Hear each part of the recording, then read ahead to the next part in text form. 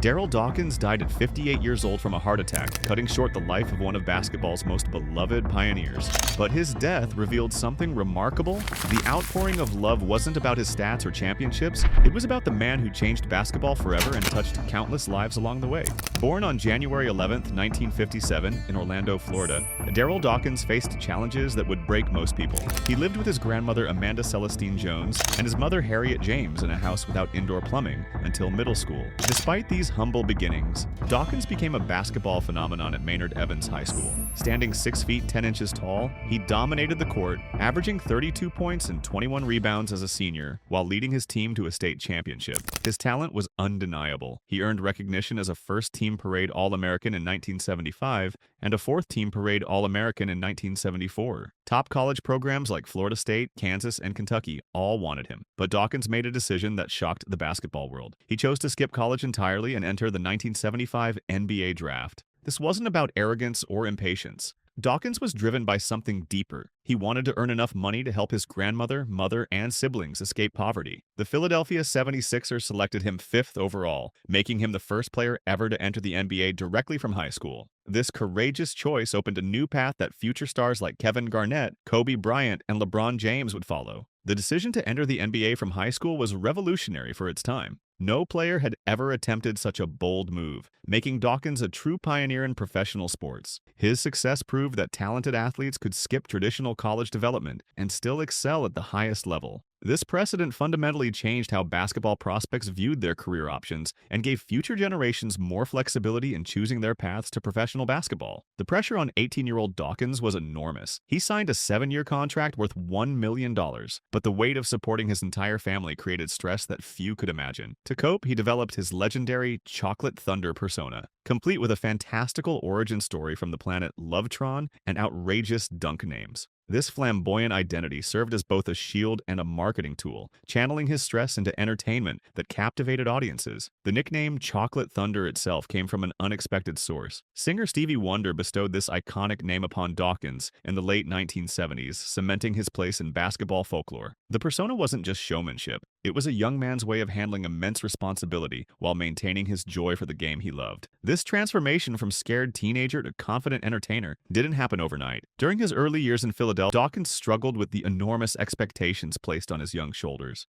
He was expected to be the franchise savior while still learning basic professional skills. The media scrutinized every move, questioning whether a high school player could compete at the highest level. Critics pointed to his inconsistent performances and occasional technical fouls as evidence that he wasn't ready for the NBA spotlight. But Dawkins persevered through these difficult early years. He studied film sessions religiously, worked extra hours in practice, and learned from veteran teammates. His dedication to improvement went largely unnoticed by critics who focused only on his colorful personality. Behind the scenes, coaches praised his work ethic and willingness to accept coaching. Former teammates later revealed that Dawkins was often the first player in the gym and the last to leave. The young center also faced unique social challenges as a teenager among grown men. Most NBA players had completed college and developed mature perspectives on life and relationships. Dawkins was still learning basic adult responsibilities while navigating the complex world of professional sports. He had to make crucial decisions about money, relationships, and career without the guidance that college provides most young adults. The financial burden he carried was unlike anything his peers experienced. While other rookies could focus solely on basketball development, Dawkins worried constantly about his family's well-being. Every paycheck was scrutinized and allocated carefully to ensure his grandmother and mother had everything they needed. This responsibility aged him quickly and added pressure that affected his early performances on the court. What moment from Dawkins' early career do you think showed his true character? Drop your thoughts in the comments below, and if you're enjoying this story of basketball's most colorful pioneer, hit that subscribe button for more incredible sports stories. His transition to professional basketball was gradual. Dawkins spent his first 2 seasons mostly on the bench, learning the game at the highest level.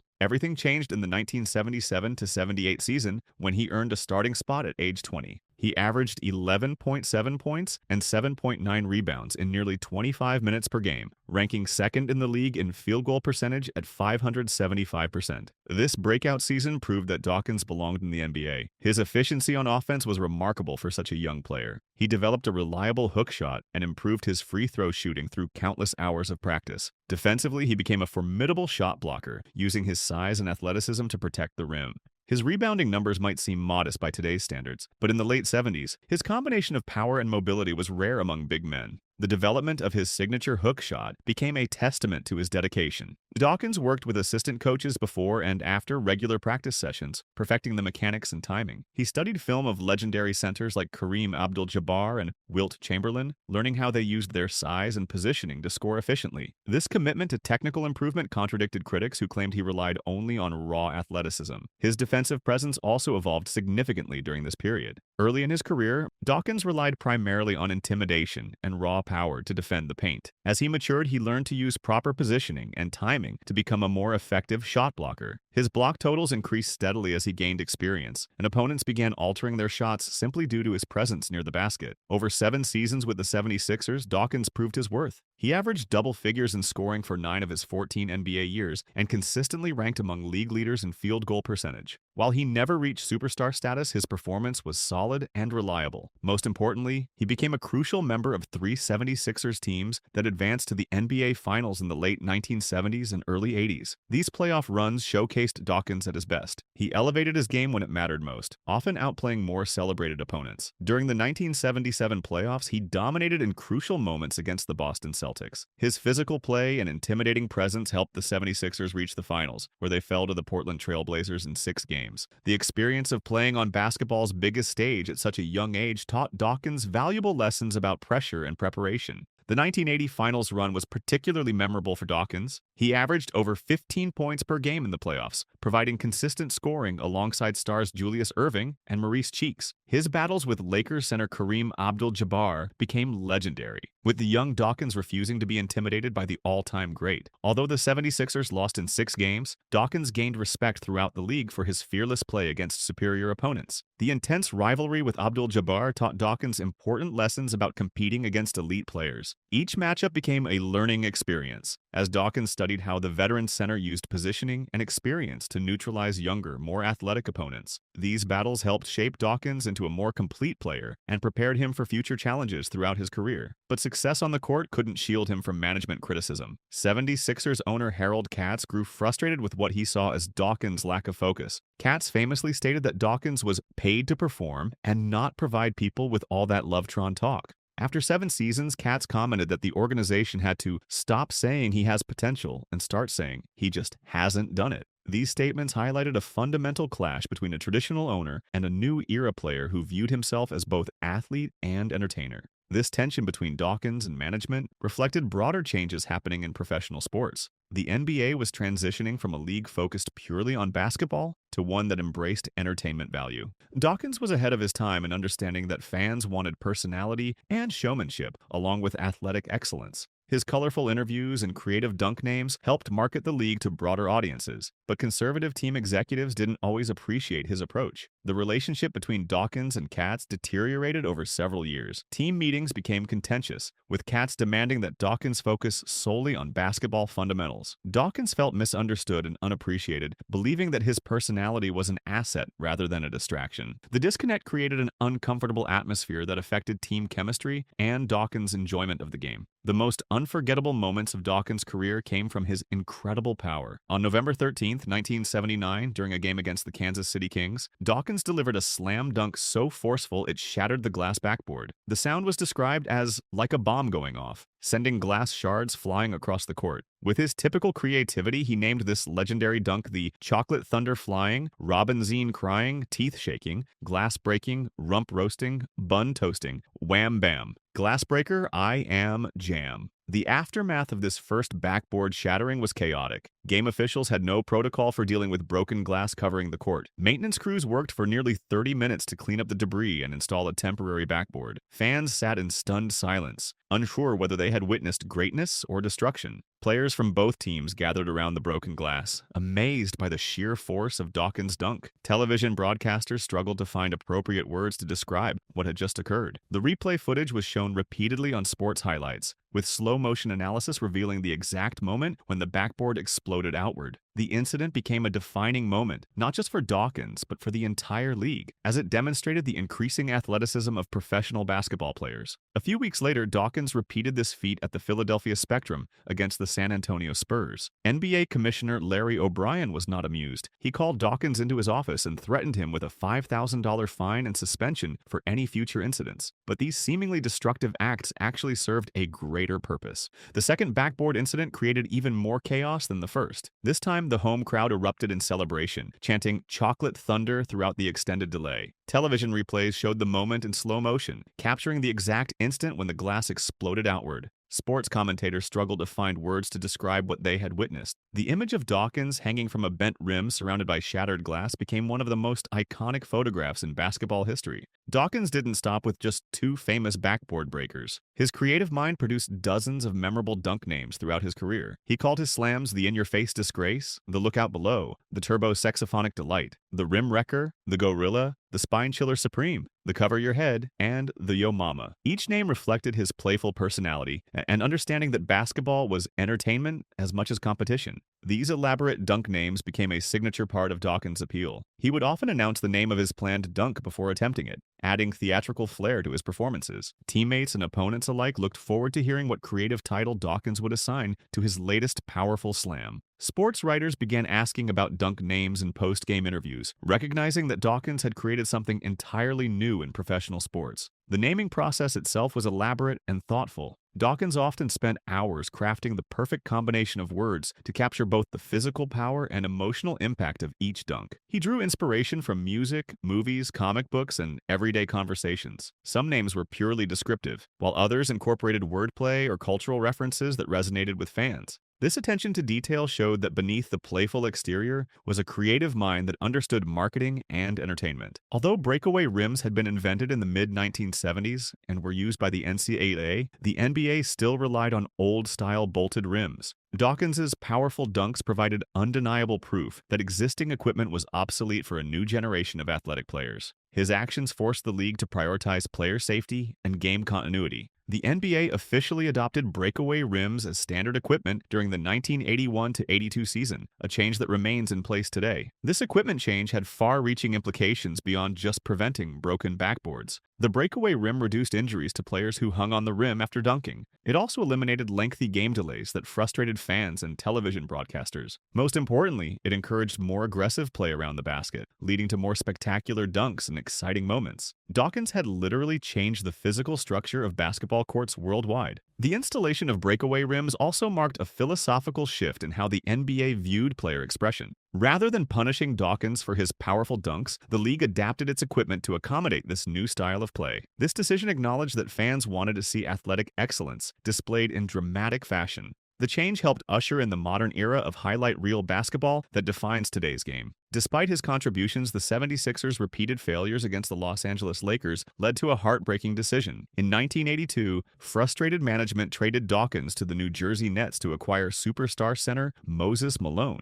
This created a painful irony. Dawkins had been instrumental in the team's rise, yet he was traded just before they achieved their ultimate goal. The 76ers won the NBA championship the very next year with Malone at center. The trade announcement shocked Dawkins and the Philadelphia fan base. Many supporters felt that trading away such a popular player was a mistake, regardless of basketball considerations. Dawkins had developed deep connections with the community, regularly appearing at local events and charity functions. His departure left a void that extended beyond basketball into the cultural fabric of the city. Learning about the trade through media reports rather than team management added insult to injury for Dawkins. He had given his best years to Philadelphia, helping build a championship contender from the ground up. The impersonal nature of his departure reinforced his belief that management never truly appreciated his contributions to the franchise's success. The trade marked a turning point that could have broken Dawkins' spirit. Instead, it became the foundation for his redemption story. His arrival in New Jersey sparked a renaissance for both player and team. Dawkins thrived with the Nets, posting a career-high 16.8 points per game in the 1983-84 season. During this period, he also set an NBA record with 386 fouls in a single season, showing his aggressive style remained intact.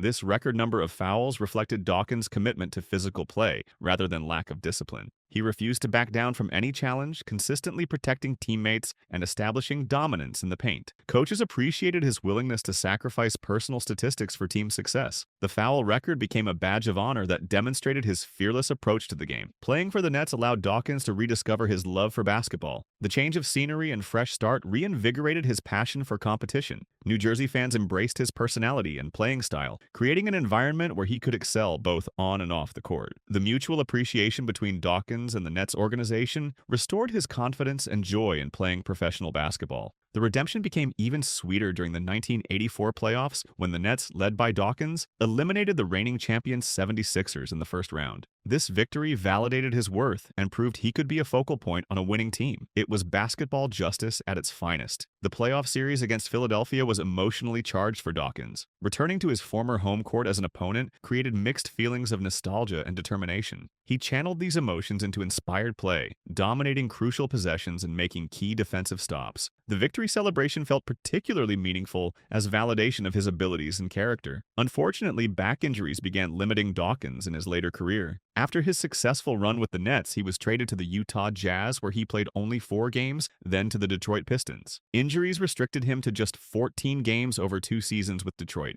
But even with limited court time, his charismatic personality made him a natural fit with the Bad Boys Pistons. He was regarded as one of the team's leaders, providing veteran presence and serving as a valued locker room asset. The back problems that plagued Dawkins' later career were partly related to his powerful playing style. Years of thunderous dunks and physical battles in the paint had taken their toll on his spine. Despite consulting with multiple medical specialists and trying various treatments, the pain persisted and limited his mobility. The irony was that the same physical gifts that made him famous also contributed to his premature decline. In Detroit, Dawkins embraced his role as a mentor and motivator. Younger players sought his advice on handling pressure and maintaining confidence during difficult times. His experience with adversity and comebacks provided valuable perspective for teammates facing their own challenges. Coaches relied on his leadership during team meetings and strategy sessions. In 1989, during his final NBA season, the Pistons won the championship. This ring represented the culmination of Dawkins' career resilience and provided fitting reward for his enduring spirit. The championship he narrowly missed with Philadelphia had finally arrived, completing his journey from pioneer to champion. The championship celebration was deeply meaningful for Dawkins. After years of falling short and dealing with criticism, he finally achieved the ultimate goal in professional basketball. The ring validated his career choices and proved that persistence could overcome adversity. His teammates and coaches recognized his contributions to team chemistry and playoff success, ensuring he received proper recognition for his role in the championship. After retiring from the NBA, Dawkins continued his love affair with basketball across multiple leagues and roles. He played several seasons in Italy, where his legendary power reportedly continued breaking backboards. During his time with Auxilium Torino, the team retired his number 11 jersey, showing the lasting impact he made even overseas. He earned recognition as a 2-time Italian All-Star while playing for Olimpia Milano, proving his skills translated across continents. The international experience broadened Dawkins' perspective on basketball and life. European fans appreciated his entertaining style and embraced his larger-than-life personality. Playing in different cultural settings challenged him to adapt his communication and leadership approaches. These experiences helped prepare him for his eventual transition into coaching and mentoring roles. He also spent time with the Harlem Globetrotters and played in the Continental Basketball Association. His connection to basketball evolved from player to coach, where he found new success. He earned 2 USBL championships and was named USBL Coach of the Year and IBA Coach of the Year in 1999. He also served as head coach for the men's team at Lehigh Carbon Community College from 2009 to 2011. Coaching allowed Dawkins to share his knowledge and passion with a new generation of players. His unique combination of professional experience and teaching ability made him effective at developing young talent. Players responded to his enthusiastic approach and appreciated his understanding of the mental challenges facing athletes. His coaching philosophy emphasized fundamentals while encouraging creative expression and individual personality. The coaching years revealed another dimension of Dawkins' character. He displayed remarkable patience with struggling players and demonstrated an intuitive understanding of how to motivate different personalities. His ability to connect with young athletes stemmed from his own experiences as a teenager thrust into professional sports. This empathy made him particularly effective at helping players navigate the pressures of competitive basketball while maintaining their love for the game. Throughout his post-playing career, Dawkins was universally adored for his infectious personality and boundless generosity. He was celebrated as an ambassador ambassador for the game, and a man who would bend over backwards to help another person. Personal stories from fans and teammates consistently described him as warm, approachable, and generous. He worked at basketball camps and took time for every fan. His dedication extended to his family, buying homes for his mother and grandmother. Everyone knew him for his huge, loving heart, but this generosity also created vulnerability. The very reason he entered the league to escape poverty and help his family became a source of later troubles. Dawkins experienced problems with his first two business agents, resulting in owing the IRS significant money. A lien was placed on his salary, and the home he purchased for his mother faced foreclosure threats. His desire to provide for family, while noble and selfless, may have made him susceptible to financial exploitation. His extreme generosity and lack of financial knowledge created personal struggles, a painful twist to his original heroic objective. Despite these challenges, Dawkins never became bitter. He maintained his wild imagination and infectious enthusiasm throughout his life. Stories from people who met him as teenagers and later as adults consistently spoke of a terrific human being who was a pleasure to be around. He successfully navigated career frustrations, health issues, and personal financial struggles without losing the joy that made him special. His legacy extends far beyond his respectable career statistics of 12 points, 6.1 rebounds, and 1.4 blocks per game over 726 games. He pioneered the path from high school directly to professional basketball, opening opportunities for future generations. He forced fundamental rule changes that improved player safety. Most importantly, he set new standards for athlete as entertainer, using his wild imagination and creatively named dunks to help transform the NBA into the vibrant, entertaining league it is today. When Dawkins died on August 27, 2015, tributes focused on his character rather than achievements. His family described a man who touched the hearts and spirits of so many and whose huge, loving heart was his proudest attribute. NBA Commissioner Adam Silver remembered him for his infectious enthusiasm and boundless generosity. The widespread affection demonstrated that Dawkins successfully navigated career frustrations, health issues, and financial struggles without losing his joyful spirit. Darryl Dawkins proved that some athletes leave their mark not just through athletic prowess, but through their impact on culture and people who love the game. He chose to live life with wild imagination and helped create the modern NBA we know today. His death at 58 was tragic, but his life was triumphant. From breaking backboards to breaking barriers, Chocolate Thunder will forever be remembered as the pioneer who changed basketball forever. What's your favorite Darryl Dawkins memory or dunk name? Share it in the comments, and don't forget to subscribe for more incredible stories from basketball history.